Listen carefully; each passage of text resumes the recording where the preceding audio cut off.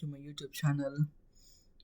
In this video, we are going to learn about the EBS volumes and the uses, and I'll show you hands-on experience how to create the EBS, how to activate it, and let's get into the video. So first of all, understanding the difference between EBS volume and it is a key using AWS storage effectively.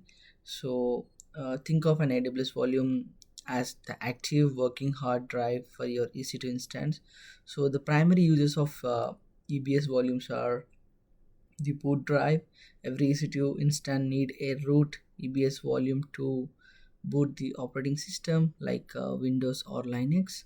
So expanding storage, need more space for your application, a database or log files, just create a new EBS volume and attach it to the instant and add more storage. So data persistence, it is a superpower. You can terminate your EC2 instance, but if you keep the EBS volume, all your data remains safe. You can then attach that same volume to a new instance later. Performance tuning, by choosing different volumes types like the high performance IO2, block express, or the cost effective. You can tailor storage speed and throughput your application exact needs. So for that, we have to go to the instances.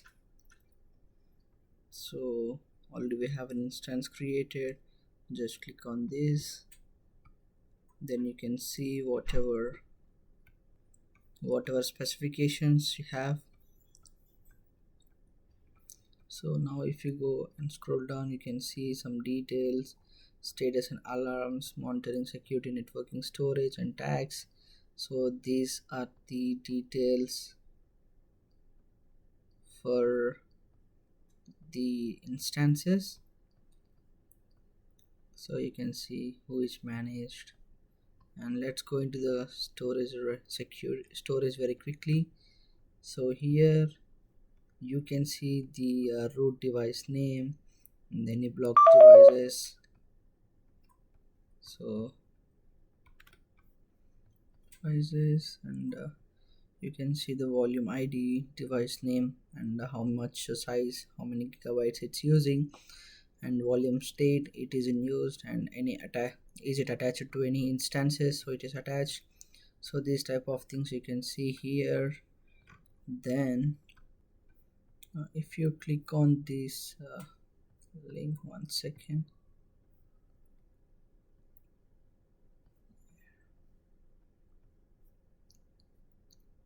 So if you click on this volume ID, it's directly taking us to the volume.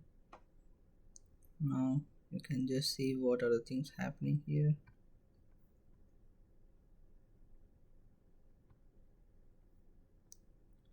You can check the status of the volume which we have created.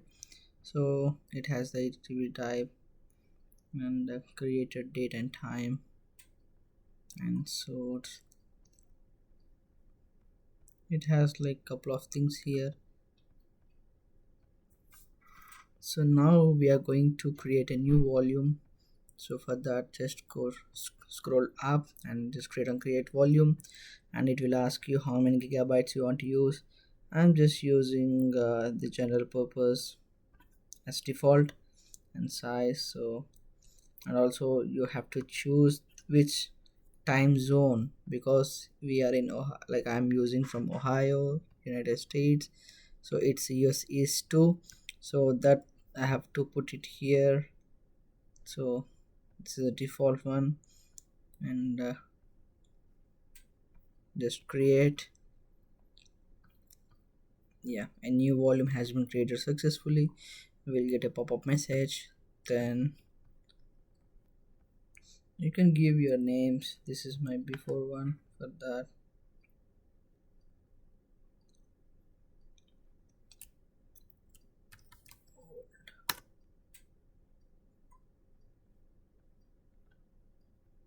so this is a new one I have created, and this is a old one which I created it before.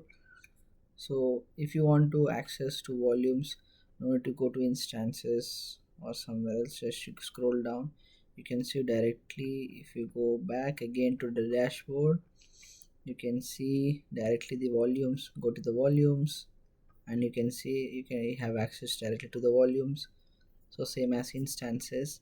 So that's all in this video.